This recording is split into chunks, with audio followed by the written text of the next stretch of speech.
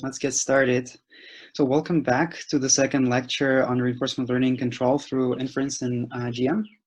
All right, so last time we went through a lot of materials that introduced the probabilistic perspective on reinforcement learning. This is just a notes on the materials used in this module. In the previous part, right, we've covered the basics of reinforcement learning, the basics of MDP. I'm going to start with a quick recap of what we've covered and the main equations and results that we've got. And then we're going to move on to part 2 here. And we're going to look into max entropy RL algorithms. I'm going to first introduce you to policy gradients and the standard classical Q learning algorithms. And then from there, we're going to build into soft Q learning and soft policy gradients that fall out from our control as inference or RL as inference framework. Okay, so let's start with a quick recap. So first, the two things that we introduced last time. On the left-hand side of the slide, we have the MDP, the Markov decision process. We have an environment, we have an agent interacting with the environment. Environment sends states and rewards to the agent. Agent senses them and takes actions, right? And we define an MDP as the distribution over the initial state, the distribution over, so basically the transition operator, the distribution over the successive states given the previous states in action.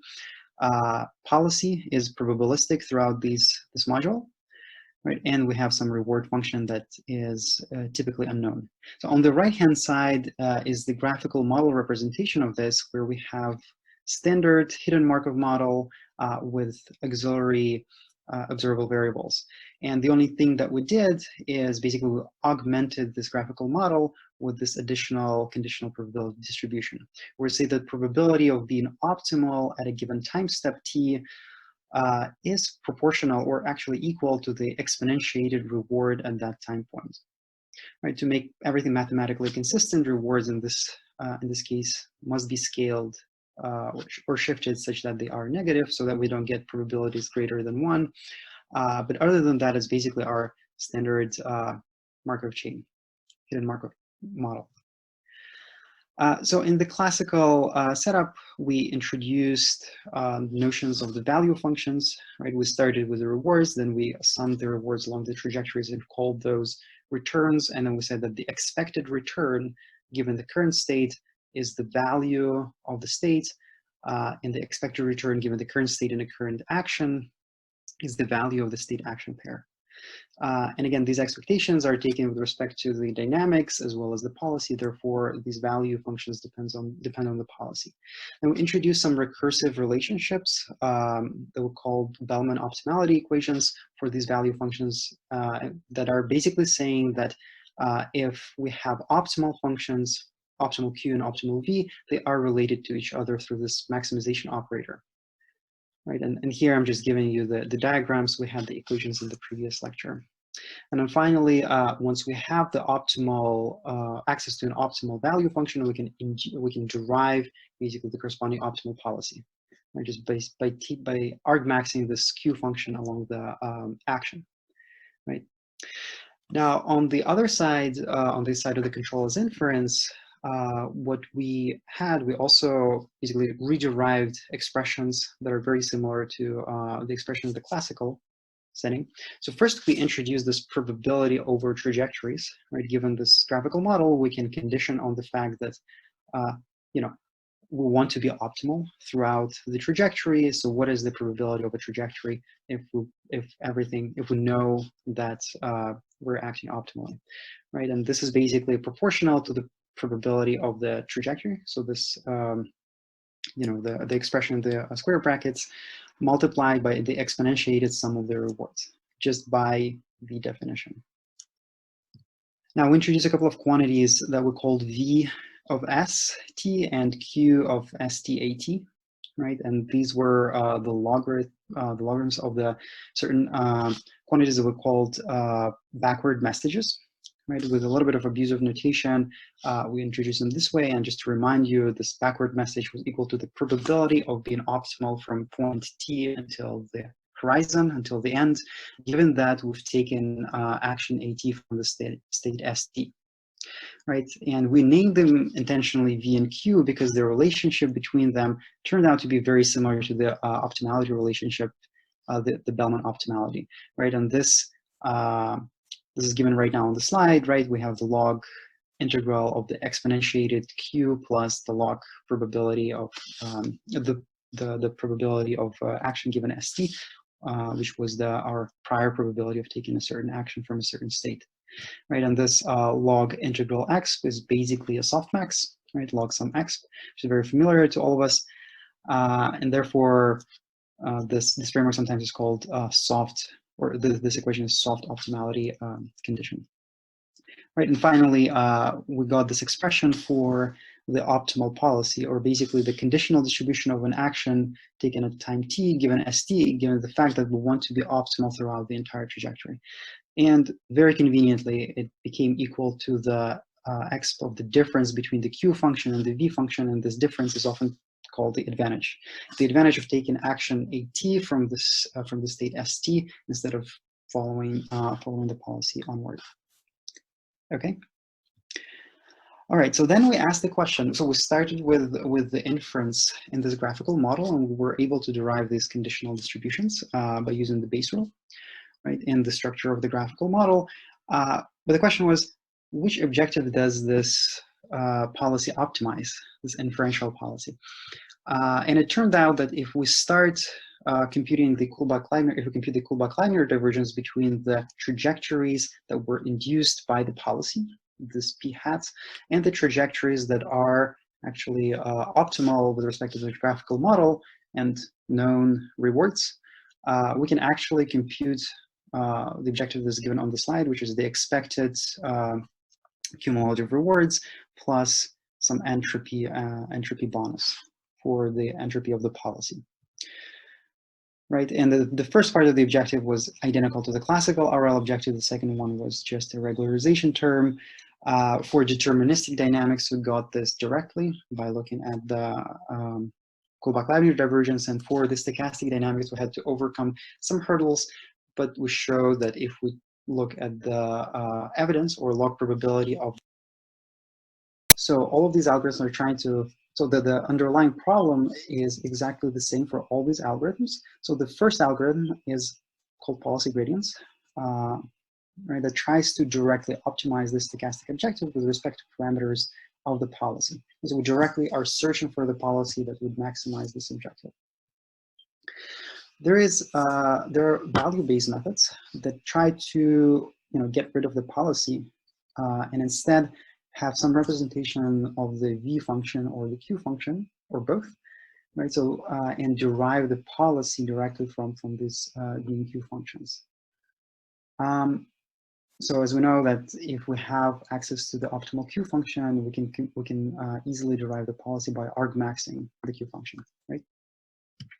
Now there's a set of methods that actually represents both the v function and q function as well as the policy, and that allows to stabilize the learning a little bit more and reduce the variance of this objective and the gradients of this objective. So basically the point is that you have separate set of parameters for v and q functions, as well as the separate set of parameters for the policy, and then you'll iterate between optimizing v and q and the policy. And finally, there's a set of methods called model-based methods, right, that also, in addition to estimating the policy or the value functions, they also try to model the transition dynamics of the environment. Right, now, how can you use this transition dynamics? Well, one way, once you have a good estimate of the transition dynamics within the environment, you can use it for planning. So what planning does is basically, instead of rolling out within the environment, you can try to roll out or try to predict how the environment would behave according to your model. And then you can try to, solve the problem of finding the optimal trajectory from the current state, right? And then once you found the optimal trajectory, you can try and select the first action along this optimal trajectory, right? So this is the planning-based policy. Oftentimes it's very expensive, so in practice you would use planning in conjunction with policy learning, And for instance, this is something that is done in AlphaGo, where MCTS does planning, and then you distill MCTS into a policy that is just a recurrent neural net. Okay, so in this lecture, we're not going to look at any of these methods. I encourage you to look them up on your own. We're going to just focus for the purpose of simplicity on policy gradients and value-based methods. And so the first method is called policy gradients. Let's just look how it works in more detail, how exactly we're going to go about optimizing this stochastic objective. So we're going to call it J of theta, right, as this objective depends on theta.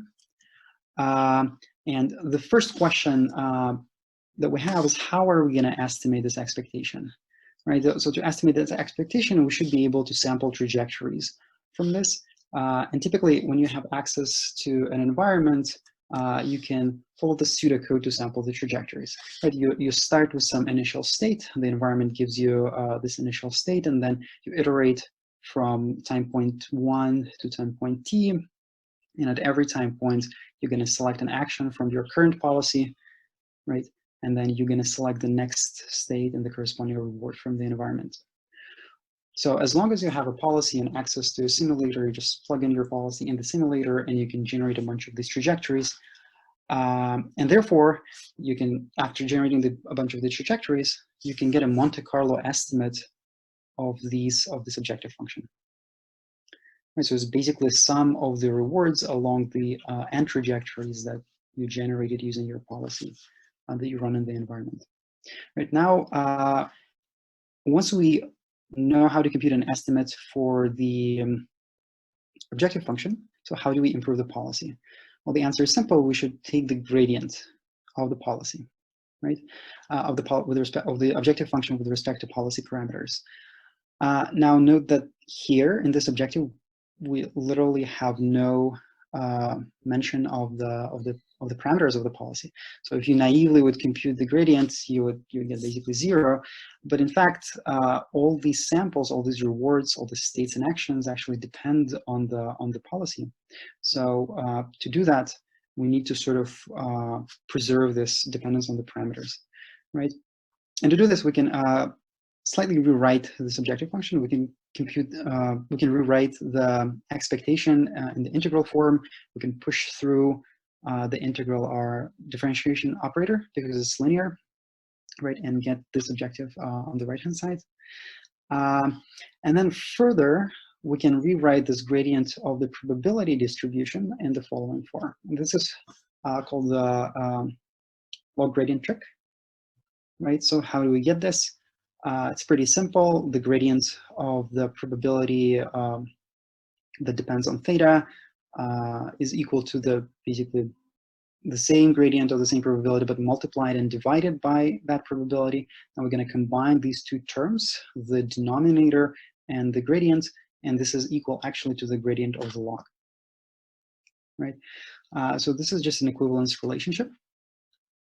And what it gives us this probability distribution that is under the integral. So we again can take and convert this integral objective into an expectation. And once we have the expectation, we're able to sample trajectories, again, from the same distribution over trajectories, and now use a different objective function with this gradient in order to estimate the gradient of j theta. Okay. Right, so again, this conversion from basically the objective function to another surrogate objective function allows us to preserve the dependence of the objective on the parameters, so that we don't just get 0 when we differentiate through that. There are more general methods that are available in the literature that look at gradient estimations and such stochastic computation graphs, and I highly recommend this paper by John Schulman. We also looked at estimating different higher order gradients, and it is possible.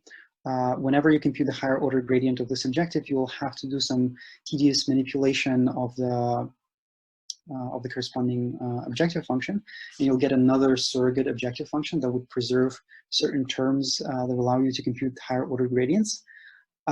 Algebraically, it could be tedious, so there is a way to do that using automatic differentiation.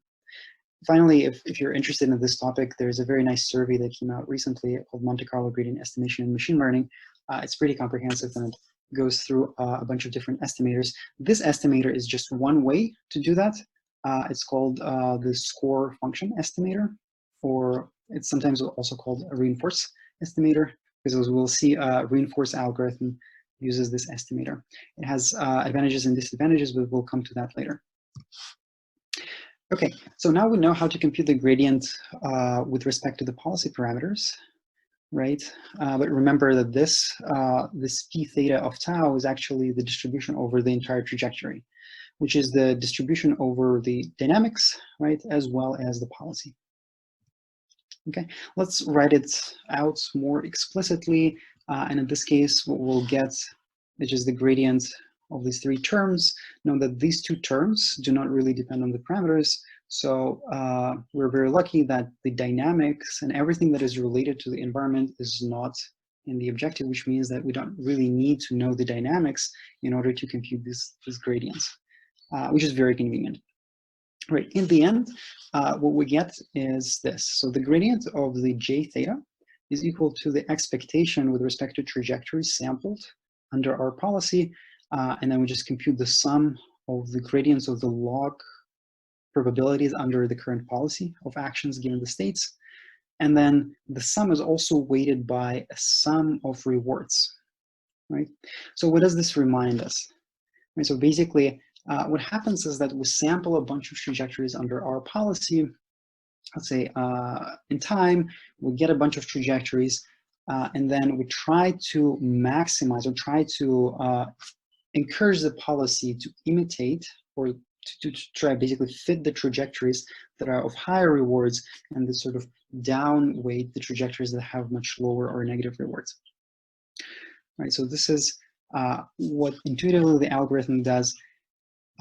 Interestingly, if you look at imitation learning or behavioral cloning, where a bunch of trajectories is already given to you, and the only goal is to imitate the expert, right? The objective function would look like the one that is given at the bottom of the slide, which is basically saying that we'd like to maximize the likelihood of the trajectories under the given policy.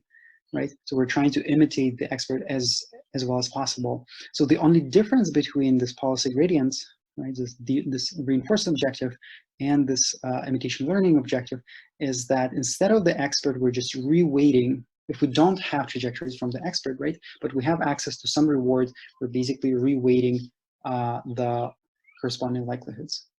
So in a sense, it's a weighted likelihood objective, weighted by the rewards. Okay. Any questions so far?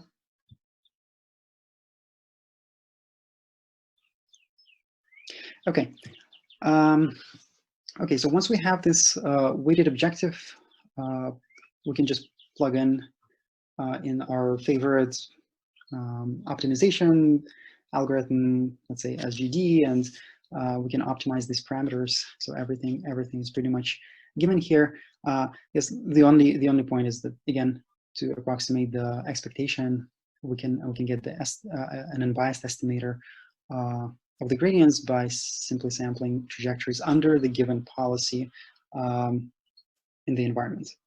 So the point is that these methods are also sometimes called on policy, policy optimization or policy learning, because you need to be on policy, right? You need to sample trajectories from the current policy in order to obtain an unbiased estimate of this objective, right? You can't just go and sample from some other arbitrary policy and then compute this objective, because in that case, there will be some sort of bias that would be proportional to the discrepancy between the policy that you use to sample trajectories and policy that you are currently optimizing. This is just to remind you our loop that we're going to be using throughout the lecture. Again, we generate samples, we estimate the returns. In this case, the model that we're fitting is pretty simple. It's just this estimate of the return. Then we improve the policy by, let's say, a gradient step. Okay. And the reinforcement algorithm is super simple. It's just 2 steps. First sample, compute the objective, and just improve the policy. There are a few quick notes on this simple algorithm that we just derived. Right, so first of all, we can represent policies in different ways. Typically, you would represent it by some parametric function, for example, a neural net, and you can learn it by using gradient descent on the parameters of the function. There is this relationship that I mentioned between policy gradients and maximum likelihood objective in behavioral cloning, and the relationship is that in policy gradients, again, you upweight the samples proportionally to the rewards, while in behavioral cloning, you assume that trajectories are already optimal. Right? So whatever samples that you get, they already have high rewards, so you don't need to even bother with that. Okay, finally, this algorithm has, even though it's simple, it has a few notable problems. So one of them is that the estimate of the gradient, or the estimate of this objective function, is quite noisy. So it might be very high variance depending on the stochasticity of the environment and depending on how good the initial policy is. So that might slow down learning by a lot. When you have a lot of noise and you don't have enough signal, it might slow down learning a lot also when the rewards are very sparse. So in certain environments, maybe you get positive rewards in a very rare situation at the end of the trajectory. So in that case, most of the trajectories initially are going to be just getting 0 rewards. Right, so when you're getting 0, basically your entire objective will be multiplied by 0, so you will not have enough signal to learn. So you would need to roll out as many as possible random trajectories and hopefully hit at some point some non-zero reward that will give you enough signal to learn. There is a way to improve this objective, to use action causality, in the sense that you try to upweight the actions proportional to the cumulative returns that action actually affects, or basically restructure these two terms slightly differently to account for this causality. I'm not going to cover this in the lecture, but you can look this up in chapter 13 of the Sutton's and Barter book. All right. So this concludes the most basic policy gradient algorithm. So as the next step, I'm going to go into the Q-learning. Any questions so far? No questions. Okay, great. Yeah, feel free to either type questions in the chat or raise your hand. I'll try to monitor. So Q-learning, right? The approach where we try to actually get rid of the policy, right, and directly work with the value functions. So how can we do that, right? If we look again at the gradient of the objective that we just derived, it actually depends on the parameters of the policy right here. How can we get rid of direct dependence on the policy? Well, one way to look at it, right? Remember that we have, if we have an optimal Q function, we know that we can induce or derive a policy from this optimal Q function by simply argmaxing it, right? This is good, but we need to have access to an optimal Q function, right? So what do we do if we don't have one? Well, if we don't have access to an optimal Q function, what we could do, we can start with EQ function that corresponds to some policy, right? Given a policy, we can always get the corresponding Q function. If you remember how we do that, we can just compute this expected return under a policy condition on the state in action, right? And then we can derive a policy from this Q function if we want to, right? So let's try to use this trick and sort of plug this into the objective function that we have here and try to get rid of the policy in the expression, right? So can we learn the Q function through interaction with the environment? So the answer is we could try doing that. So let's say we have a Q function that corresponds to some policy. Now, if we argmax this Q function and design a new policy, which will be a deterministic policy in this case, pi prime, right? It turns out that pi prime will be better than the original pi, and better in the sense that I introduced actually in the previous lecture, right? One policy is better than the other is if for every state the corresponding value for this pi prime is better or equal to the policy pi. Right, so we'll try to use this inequality in order to improve the policy, given that we have a Q function. Okay, so again, so let's say we start with some policy. We can generate a bunch of samples, then we can fit model to return, and in this case, we're going to be fitting the Q function. Right, we're going to directly optimize the Q function, then we're going to improve the policy, and the policy improvement is basically given on the slide. You're going to use this argmax operator to get a better policy, pi prime, than the original policy, and then you're going to go again, regenerate the samples, fit the model, and iterate through these 3 steps. Okay, so the algorithm here that we have is called policy iteration. So it starts with evaluating Q. So once we evaluated Q under some policy, we can go and update the policy and then iterate between the steps. All right, so let's look at it a little closer. Right, so what is the Q function? The Q function, by definition, satisfies this recurrent relationship where we have the reward for a given state in action plus gamma discounted expected value of the next state, where the expectation is taken with respect to the transition dynamics in the environment. Right, so once we wrote it this way, the only thing that we need to be able to estimate this V function for the given policy. So let's say we have a policy, so how do we estimate the V function? Well, in this case, we can use our standard backup diagram that I introduced in the previous lecture.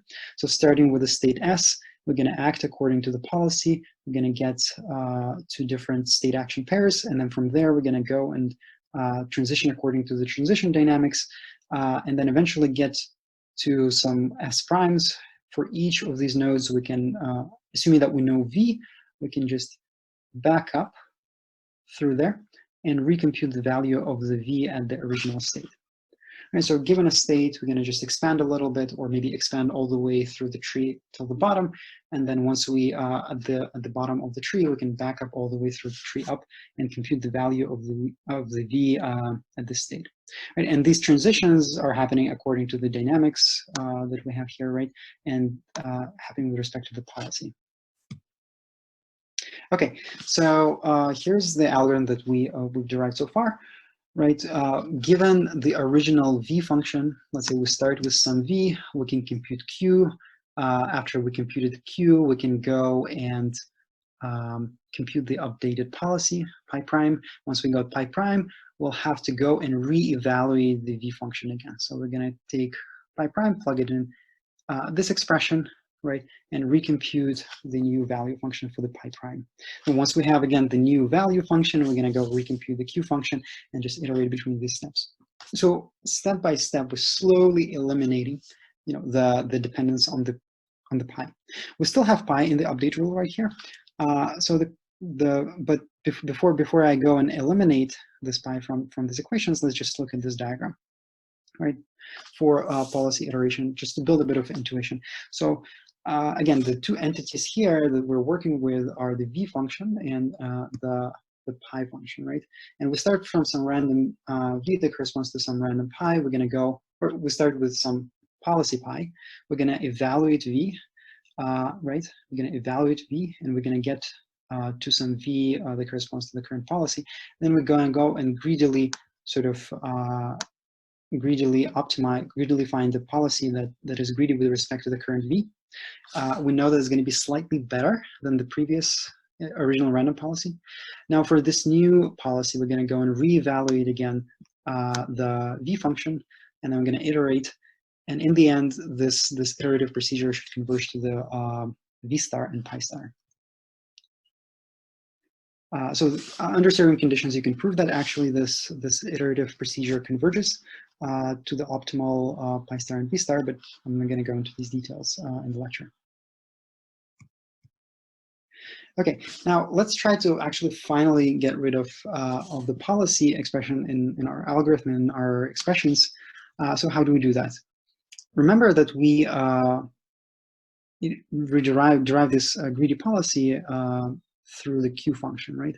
So in fact, if we have a parametric representation of the Q function, and let's say tabular representation of the Q function, we actually don't need to represent the policy because it can be directly induced from the Q, right? So this is what we're going to do here exactly. We're going to use that expression, right, for the policy, and then we're going to write down the second step. Instead of trying to derive the pi prime from the pi policy, we're going to directly go from Q to the V function. All right, and where's this expression coming from?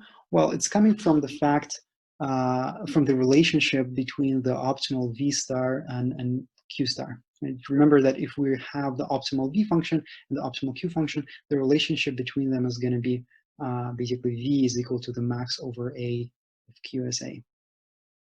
Right? So instead of representing policy through the Q function, we're going to go and directly work with V function and the Q function and use that relationship. Now, as the next step, we would want to sort of get rid of the V function as well, right? Because basically V and Q are now sort of interchangeable because one can be derived from the other under the optimality condition, so we can exploit that too. But you know, so far I've talked about the tabular case, right? What do we do in case of high-dimensional environments, right? Or high-dimensional kind of observations or even actions. So in this case, we can represent Q function parametrically, and we're going to say that it's parameterized by some parameters phi. Instead of directly representing this Q function as a table where, you know, at the first step we'll have to iterate through all the states and all the actions and go and update our tabular representation of Q, but have to do something else because now we're not able to iterate, or generally we'll not be able to iterate through all the states and all the actions. We'll have to do something smart and update the parameters of the Q. Right, so how can we do that? Well, we still assume that we have some states and action pairs as well as successor states. So as long as we have some SI and corresponding actions, AIs, we can compute this quantity YI, right? Which is equal to the reward at the current state in action plus gamma discounted expected value at the next state. Okay, so assuming that we can compute these YIs, we can plug them back into this equation and just solve a regression problem, right, with respect to parameters of the Q function. So instead of writing these YIs directly into the Q table, if we don't have a tabular representation, we can overcome this by solving this regression problem. Now note the relationship between the Q function that I just mentioned and the V function is through the maximization over the action. Right, so we can now substitute this by a max over the action of the current estimate of the Q function with parameters phi. Right, so here's the final algorithm that we're going to get once we do that. So first we're going to collect a data set of state, action, successor states, and and the corresponding reward under some policy. Okay, so why do we need that? Well, we need these SIs and AIs in order to compute these YI values that are equal to the estimates of the value of the corresponding state. Right. Once we have this data set, what we could do, we could compute these YIs using this relationship under the current Q with the current set of parameters. Right. And then we can solve the regression problem for the parameters of the Q function. And in fact, we can repeat this step as many times as we want on the data set that we collected under some policy. Right, and then after we repeated this on a data set under some policy, right, we can go and refresh the data set or maybe go and acquire more data and then keep repeating this. So at which point are we going to stop? Well, we know that we are optimal, right, when the error that is given on the slide, this error of the Q function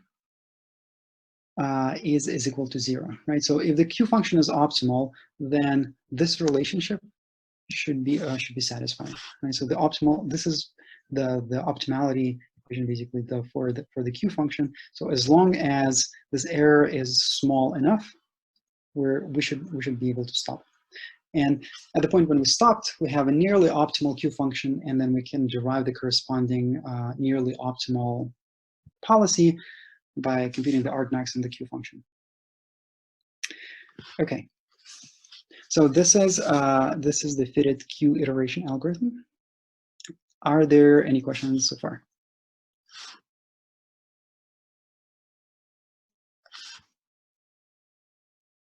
Okay, so just to recap again, real quick, we started with policy gradients. We showed how to optimize parameters of the policy directly by optimizing the stochastic objective. And then we asked the question, can we get rid of the policy if we're just interested in learning the value functions? In some cases, we can represent these value functions in a tabular in the tabular setting. In some cases, we have to approximate them with some maybe continuous functions. So we iteratively removed the dependence on the policy, and we went through from policy optimization to policy iteration, and then value iteration, and finally fitted Q iteration that is given on the slide.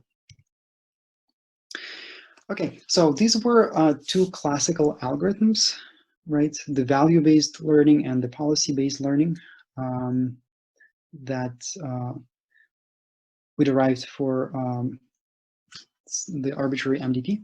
Now, we can look into soft policy gradients and the soft Q learning that we can get actually from the objective functions that we derived in the previous lecture. Right, so how are we going to do that? Well, remember again the graphical model that we have and the corresponding optimization problem that corresponds to the inference. Right? In the previous lecture, we showed that by optimizing this objective, equivalently, we're getting the policy that is optimal inferential policy for this graphical model. Right, so can we just take that objective then and plug it into our reinforcement learning framework and optimize and get some different maybe policy learning or Q learning algorithm? And the answer is yes, that's exactly what we're going to do, right? So let's try to optimize again the stochastic objective with respect to the policy, but now this objective function is going to be substituted with a different objective function that we got from the soft RL framework. Okay. All right, so let's first expand this objective function a little bit. And on the slide right now, I just wrote down the approximation of the DKL, the Kullback-Leibniz divergence, where we have the original term that depends just on the reward and the other term that just depends on the entropy. These are two different expectations. We can actually combine them together into a single expectation, right?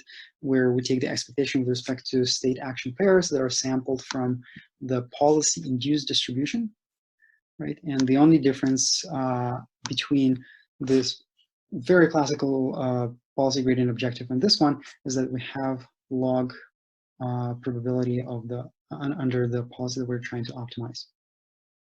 So what we could do now is basically take the gradients of this objective with respect to parameters of the policy, right? And there's nothing hard or complex here. It's exactly the same policy gradients approach that I just derived for the original RL objective, but now you're going to have an additional term in there. Right, so soft policy gradients are basically the same policy gradients, but the only thing that you do is you have this an auxiliary regularization term in your objective. The derivation is going to be exactly the same. The reinforced algorithm that you're going to get is going to be exactly the same with an additional term in there. So I'm not going into these details, but what is interesting is how the soft policy gradients related to the Q learning. Right, so the question is this objective, can we actually get rid of the policy the same way, or maybe even more efficient way than we got rid when we try to go from the policy gradient objective to the value-based objective? Right, so this is, again, the gradient of our stochastic objective. We're going to use a couple of tricks here. So first, we expand the expectation, right, and we're going to approximate it with a bunch of with n trajectories. We push through the gradients with respect to the parameters theta through the expectation. We get this gradient of the log probability under our of the actions given the states under our policy, and then we're going to introduce basically expand this term in the objective. Right. Remember that our optimal policy, right, the inferential optimal policy that we derived last time, is equal to the exponent of the difference between the optimal Q function and the optimal value function, right? And then, well, so instead, now to get rid of the policy, right, of the parametric representation of the policy, what we could do, we can use this relationship, right, and now parameterize directly the Q function and the V function with some parameters theta and plug them into this objective function, right? So we don't need to, gradually go step by step, eliminating the policy and then slowly, like using the optimality conditions, right? The recursive optimality relationships between Q, V, and pi prime.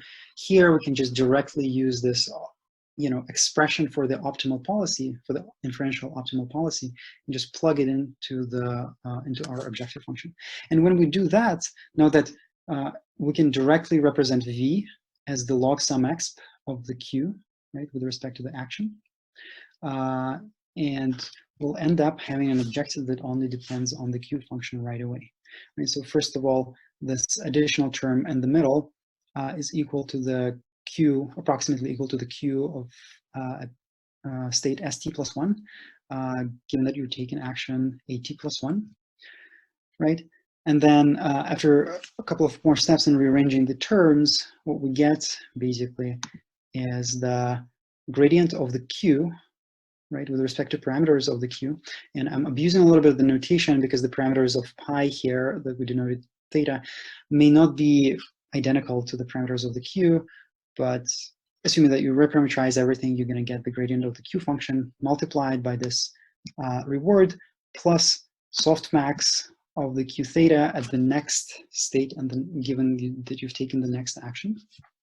Sorry, softmax is with respect to the next action, and then minus the current estimate of the Q at the current state in the current action. All right, so this new objective is the objective for the soft Q learning, right? And then we directly got it from the objective for the soft policy gradients by simply substituting the policy using the relationship that should hold at the optimality, right? And again, to get the soft policy gradients, we simply just added one little term to the objective function. Okay. All right. So how soft Q learning works? Well, now we can parameterize our function generally with a neural net that takes in action and state and outputs some estimate of the Q value.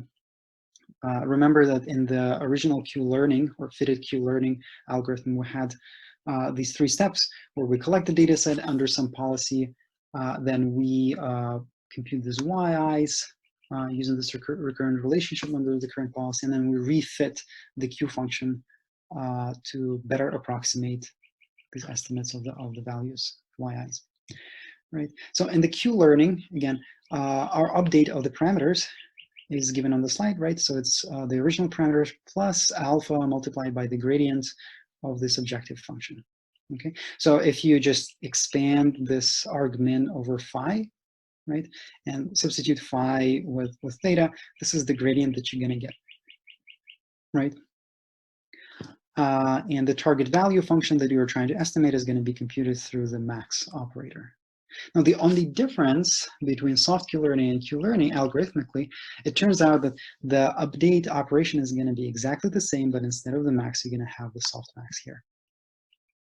Right, so you're going to use the softmax operator to compute the target value. You're going to plug it in back in here, and now you can compute the gradient of this whole expression with respect to the parameters of the Q function. And they keep iterating between these two. The algorithm is not going to change, is going to be identical to the original Q learning, where we collect some data and then iterate between the steps. And then maybe recollect the data again and again. So this is just an illustration from the paper that introduced soft Q learning and the soft policy gradients. And then they show that even when you have pretty complex multimodal distribution over the rewards. So in this case, it's a two-dimensional environment where an agent must move to the areas of higher reward. What turns out is that when you learn your soft queue function, or you learn your soft policy, you use your soft policy gradient, the agent ends up, exploring the whole space and eventually sort of hitting all the high reward areas in the environment. Right. So, what are the benefits of such soft optimality? Well, among many other benefits, there are a few specific that we can highlight. So, first of all, it improves exploration and prevents this entropy collapse of the policy. And by entropy collapse, what I mean is that sometimes when you do policy gradient, or you do this Q learning, maybe you will find one mode of your reward distribution. Maybe you will keep just going to that one mode, and eventually your policy over time, by optimizing through optimization, will eventually become less and less and less entropic, meaning there will be less and less random, more and more deterministic. So in certain cases where you have these different modes, it's maybe not desirable, because maybe some of these modes have higher rewards than other modes, and if you discovered one mode, your policy might collapse. So the soft optimality allows you to sort of improve exploration and prevent this entropy collapse. It turns out that empirically, these policies are easier to fine-tune to more specific tasks. Let's say you pre-train the policy, your soft policy gradient, on one task, then it's much easier going to be to fine-tune this policy, this more entropic policy, to other tasks.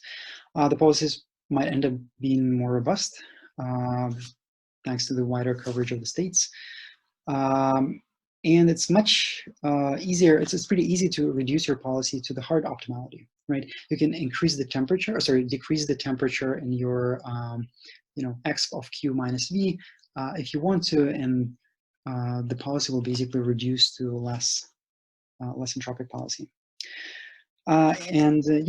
Sometimes when you use this framework for inverse reinforcement learning, where you're trying to infer the rewards that an expert, let's say a human, is trying to optimize, or you believe that the human is trying to optimize, using this stochastic or probabilistic framework oftentimes approximates the human behavior better. Because human behavior might be prone to mistakes. Maybe sometimes humans are taking some random trajectories that are all equivalent under the objective function that a human is trying to optimize. So you want your framework to make sure that you don't penalize your inverse RL objective for these suboptimal trajectories. Okay, just to summarize the key takeaways from this module. Right, so what we did, we covered some basics in the classical reinforcement learning, as well as we covered some derivations in the probabilistic approaches to reinforcement learning. We've introduced this graphical model with auxiliary variables, and everything basically fell out from trying to solve this graphical model. Just a few key points here that I think are important to emphasize. First of all, PGM provides a unified perspective on a bunch of sequential decision-making problems, and this is perhaps one of the most important reasons why this framework is interesting from a PGM perspective. It allows us to relate sort of recursive optimality relationships in RL with very soft analogs that fall out from basically message passing in a graphical model, right? Which is quite beautiful. And finally, this formalism leads us to discover certain soft versions of the algorithms with interesting relationships between those algorithms, but also these algorithms turn out in practice to be to work pretty well, right? And we really did not cover much of this practical implementation in either of these lectures, but I encourage you to either try to implement some of these algorithms, maybe in your projects, or hopefully you'll get to play with some of this in your next homework, and try to see for yourself how good it works. All right, so that's it for this module. Are there any questions? We'll have plenty of time for questions this time.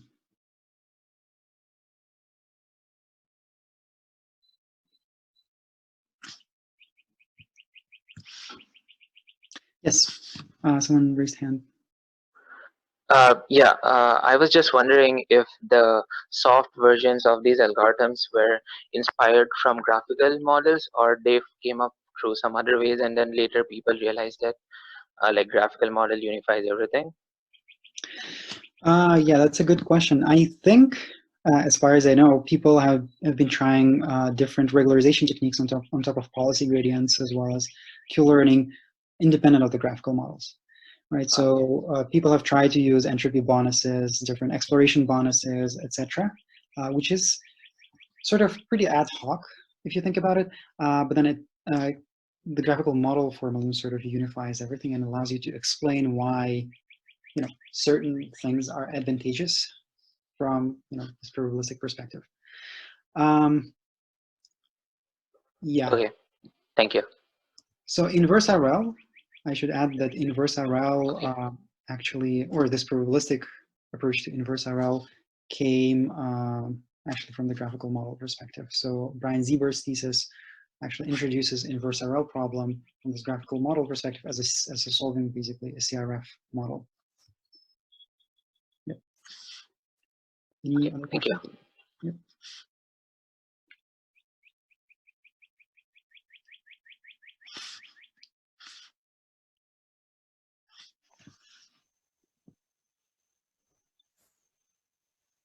Yeah, one more question. Yeah. So initially, it was mentioned that converting, like we unifying this in terms of a probabilistic graphical model, we can use some algorithms that are prevalent in PGM to help us solve RL more like better. But in the end, we just converted everything to an optimization problem, which the RL community already does. Right. So, yeah. So are there any methods that, yeah. Right. That's a great question. So I guess there are two answers. You could still do planning, right? And then I mentioned there are different types of algorithms that you can have, right? There's like policy optimization, there's value-based, actor critic, model-based, right? So I think, and there are papers, pretty recent papers that try to combine model-based kind of inference in this framework, where they combine basically planning with reinforcement learning, right? And then you can have a very like algorithms that similar to some extent to AlphaGo approach, where you do MCTS, but you do planning using the graphical model instead of, and you do some sort of particle filtering throughout your graphical model, and then you use that information to inform how to update the policy. So there are certainly other methods, more advanced methods that we did not cover in this lecture, but in the end, you usually typically reduce the problem to an optimization problem. So, and there is this equivalence between the optimization problem, right, and the inferential approach. We know that we know how to solve optimization problems very well. So therefore this is an advantage.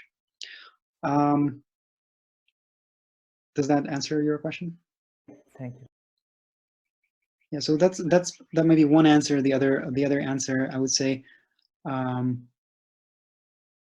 we did not cover that in this lecture either, but you can technically combine different subproblems of sequential decision making. So let's say you don't actually know the reward, and maybe you're in a multi-goal, multi-task kind of setup.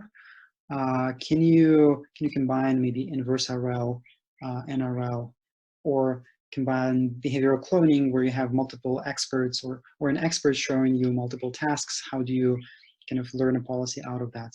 Given that you have also access to maybe a reward that the expert is getting.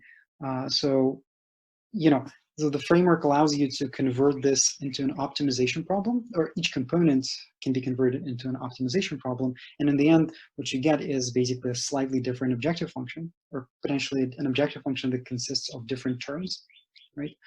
And using this new objective, you'll be able to solve the new problem. But yeah, I agree that in the most simple case, soft policy gradients are basically policy gradients with the same objective, but like an additional term. And it's kind of unsatisfying, maybe, but you know, in more complex scenarios, it would be more interesting.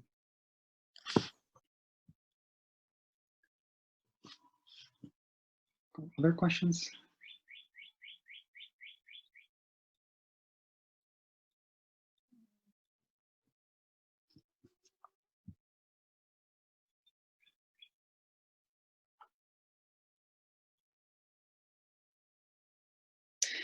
Okay, yeah, if there are no other questions, just feel free to email me, just ask offline.